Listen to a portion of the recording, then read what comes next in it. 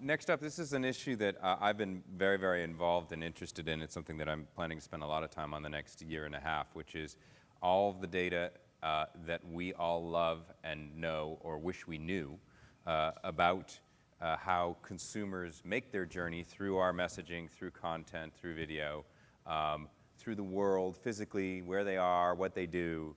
All that data is only getting richer and richer, but we have to also be aware of how we use it, in what context, and how we disclose it, and how we regulate ourselves. And I'm very pleased that Scott Meyer is here, who's the founder and CEO of Evidon, who is a partner company in the advertising industry's attempts to sort of leapfrog what might be early lockdown and particularly hairy regulation by working with our industry. And he's here to speak with you a little bit about things that we can all do to ensure that we've got a healthy industry. So, Scott? Thanks, John. Welcome. Hi, everybody. So, you're following guys shouting from mountaintops. How many of you in here think privacy is sexy? There you go. I got my work cut out for you. We're getting there. How many of you have any idea who inside of your company is responsible for privacy? All right, that's okay. The point I'm trying to make today is that it's actually really important, not just because we sort of have to, but there's a strong reason that we all want to. And the reason is this. It's because privacy pays.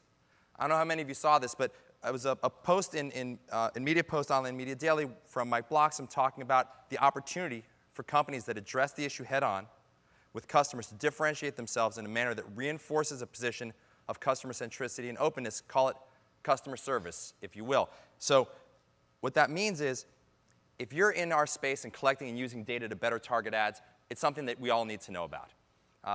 OBA is online behavioral advertising. Our space in the privacy world is this perfect mix of all the worst acronyms you could ever ask for. It's Washington meets ad technology. So OBA is online behavioral advertising. And what's important about it is it covers a much broader swath than most folks think about. How many brands are here in the room with third-party data collection for retargeting, any of these types of services that you see up on the screen? Okay, this is really, really important, no matter what platform you use. Understanding this is essential. And seeing the brands that are up here already today, like an AT&T, like a General Motors, these are folks that we're working with to already get out ahead of the program. And I'll show you a little bit about what it looks like, and hopefully at the end convince you that it's not just something that you need to do because you have to. It's actually really good for your business. I'll skip over the details of the history, but the key thing is, who's seen this little icon? Anybody know what it looks like? Anybody seen this before? Okay, this is the aptly named advertising option icon. Yes, named by lawyers. The point is, this needs to be in every ad and on every website where behavioral data is being collected or used. Getting with the program's really, really simple. Okay, you can go to the site that this industry coalition, the Digital Advertising Alliance, has created called aboutads.info. If you're a third-party data collector, a network, a DSP, you get listed on that page to provide consumers with a way to opt out. And then find a way to get the icon onto every ad and every page where data is being not just used, but also collected. Because think about this really simply. If you're a consumer and you see an ad that you're wondering how it got to you and it just seems a little too suspicious, it seems to know a little bit too much about you, how do you find out about it? And if you don't like it, how do you stop it? It's a pretty simple value exchange with the consumers we're all trying to reach. This is a way to make it easy. There's another reason for it. So that's the carrot part. There's a stick part to this, which is that the Better Business Bureau and the Direct Marketing Association are already actively going after companies, and the FTC is not playing around. Let me go a little bit more deep on the FTC. This guy, well, you now know who he is. This is actually the most important guy in Washington, way more important than any senator or member of Congress. He's the chairman of the Federal Trade Commission, and the reason he's so important is because today, John Leibowitz can pretty much do whatever he feels is necessary if a business practice is deceptive. And that's a pretty broad definition. And any law that comes out of Congress is going to be given to the FTC to implement. And they're not waiting around. They're nailing companies big and small. And I won't go into all the details of these two settlements that the FTC has with these companies, but in short, they now have 20-year reporting requirements to the Federal Trade Commission. Any startup, small companies in the room want to try to sell the company when you have a 20-year reporting requirement to the FTC? Anybody from American Express going to work with a company that has FTC settlement against you? Absolutely not. So that's why this program was created. If you're a member of any of these associations up on the screen, which pretty much all of you are, think about getting this icon into the ad as the recycling symbol that's on almost every can of soda that you buy. And think about the information that goes behind it like a nutritional label. Because while there may be some people who pick up a can of Diet Coke and just want to know if it has calories or not, if it's got caffeine or not, and other people want to know all the details about that particular drink, there's no way to know which one of you is going to pick up that particular can of Coke. So you need to get it out there in front of the consumer in a way that's easy enough for someone as simple as grandma who just wants to know what's in this ad, and then a very detailed privacy advocate who's the type of person that's holding us all accountable, including the Wall Street Journal. So this is an example of what this looks like. Bank of America, another Starcom client of ours. This is what it looks like. Consumer sees the icon, they click on it, gives them more information about the ad. I'll skip through all the detailed screens because I wanted to also make sure you have time to understand less about how you do this and more about what it means.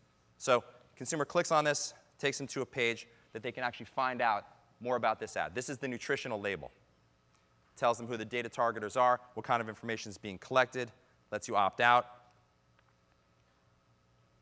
And in fact, what we're doing now with more and more data providers, and I encourage anybody who's in the room who wants to join this program with us, the Open Data Partnership, is actually showing consumers their cookie. Because when you look at this, what's amazing is we've seen from our consumer research, what consumers think is in their cookie versus what's actually in their cookie could not be any more different. What they think is in here is your social security number, how much money you make, the size of your mortgage, what prescription drugs you take, a whole bunch of stuff. When in fact, the vast majority of the targeting that we're all using to take these conversations and retarget those users, create lookalike segments, to take visitors who come to our website and find them across the rest of the web, et cetera, it's using pretty straightforward stuff. And if you just tell consumers what it is, you'll be astonished at how they feel about you. This is what it looks like on the on GM sites. Same thing, because it's not just, bless you, it's not just where the data is being used in the ads, it's also where it's being collected. There are a lot of different ways to do this, but whatever it is, I encourage you, no matter what website you operate, what ad services you're buying, just know about this stuff. So in short, you have options, but you also have obligations. So what's important is that this icon's got to get into the ads. If you're an advertiser or an ad network, you can use an approved provider like Evidon. We are the vast majority of the market right now. We deliver about 2/3 of all the icons that you see on the web. You can also limit yourself, but just buy only through ad networks that do the compliance for you. There's pros and cons to that. And there are companies like Amazon that just decided to build their own solution. There's no right or wrong way. Just know which one is the best one for you.